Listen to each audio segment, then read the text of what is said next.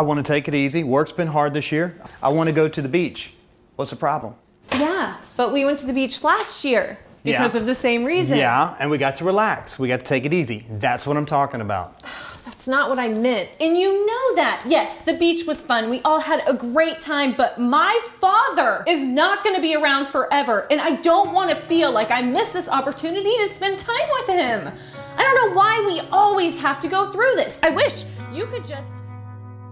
How many of us have a kitchen that looks a bit like that, at least some of the time? A simple discussion about where we're going on vacation is suddenly this full-blown argument between two people who love each other.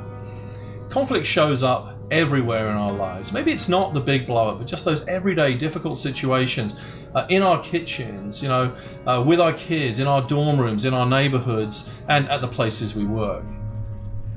Remember, you said you were going to send me that worksheet so I'd only have to enter them once. We talked about that. That was the whole point of the worksheet, only having to do it once. That's fine for you, but now I'm going to look stupid because we're the only group that doesn't have its numbers done because you didn't do them. Oh, hey, wait a minute. That's not fair. This isn't my fault. You didn't send me... The problem with conflict is we can't pretend it doesn't affect us. It wears us down, builds up walls, and tears down relationships. Maybe you haven't spoken to your sister for 5 years. And how often do you find yourself just in the same conflict again and again, maybe with your spouse, just like that wife who said, why do we have to keep going through this? Wouldn't it be great if there were some real answers, the answers we're all looking for?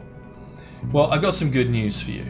The Bible has a lot to say about relationships and conflict and where conflict comes from, but best of all, how we can work through conflict in a completely different way. Resolving Everyday Conflict is an 8-week group study that unpacks many of these wonderful truths. How many of you here have kids? Any of you said to your kids, can't you just get along? Yep. How did that work?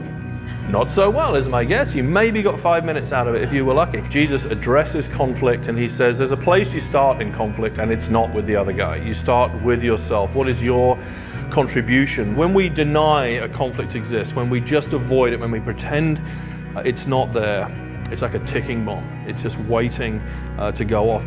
Unforgiveness is the poison we drink, hoping someone else will die. But the question we need to ask is, where's God in all this? What does God think about this conflict? Maybe the question isn't, how do I win? Maybe the question is, what would please and honor God in this situation? So we would like to invite you to come along and join the study. It's a lot of fun, maybe bring a friend. It's not churchy or churchy language, it's just practical answers to this everyday problem. It's what God has to say about conflict. A lot of people remodel how their kitchen looks, and that's fine, but you would be amazed at what can happen when God remodels what's going on inside your kitchen.